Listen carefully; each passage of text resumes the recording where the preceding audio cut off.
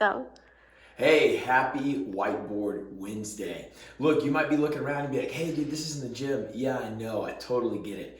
Soreness, flexibility, tight muscles, that doesn't only happen in the gym, it happens outside of the gym too. So I wanna give you some stretches that you could do at home, some things that you can do around the house to help increase your hip mobility. So look, when your muscles get really tight, we need to stretch them. When those muscles get tight, it gives you a lot of pain. So I'm gonna give you 3 stretches today that you can do at home or in the gym around your hips. Now there's this muscle around your hips that runs from the side of your hips all the way down your leg. That's called your IT band or your iliotibial band. That band gets really, really tight. And what does it do? It gives you a lot of knee pain.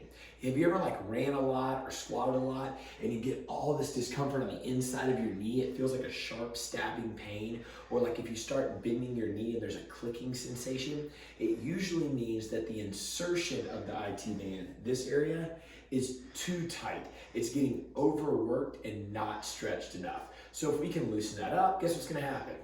This is gonna feel better, this is gonna feel better, and your lower back is going to feel better. So I'm gonna give you 3 stretches, right? All right, number 1. You could simply just sit in a chair. This is the most basic way to start the stretch. I want you to cross one ankle over that knee. I want you to push this knee out and just lean over. That's all you're gonna do. Now the lean is really important because you're getting your chest to your shin and you're just gonna sit here. And you're gonna try to feel that stretch all on the outside of your hip, outside of your knee, and all the way down to your glutes. If that's too aggressive, you could cross over and lean this way, but the goal is to go here and lean over and stretch. Now, once that gets comfortable, if you can start better than that, you can go to a bench, you can go to a table. Check this out. So what you could do is you could take your shin, prop it up on the bench, the table, or you could even use a box at the gym. And I want you to try to lower your hip to the ground by bending that knee. So I want you to go like this, bend your knee, and drop your chest to your shin. What I don't want you to do is just lean over. That's not gonna help anybody. I want you to bend this back leg, see how close you can get your hips to the ground.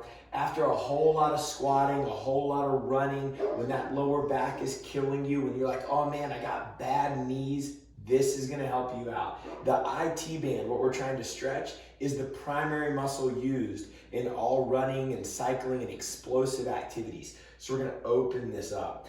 Now, after you work that out, if you feel like you can get a little bit more flexible with it, you can bring it to the ground. Most of you guys know this as a pigeon's pose. You would come here into push-up position.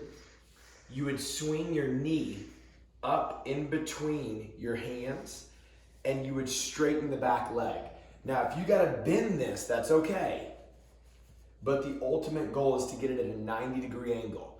And then I just want you to either stay here, or I want you to walk down, or I want you to get on your forearms or eventually work all the way down into the full stretch. But what you're trying to do is stretch all of this. You're not trying to lean over, you're not trying to do this, you're trying to close the chest to the ground. And what you're really trying to do is you're trying to get those muscles to stretch out. Work is good, squatting's good, running's good, jumping's good, but those muscles are gonna get tighter and tighter and tighter, and they're gonna pull on those joints. Like I was talking about earlier with your knee sits on each other like this.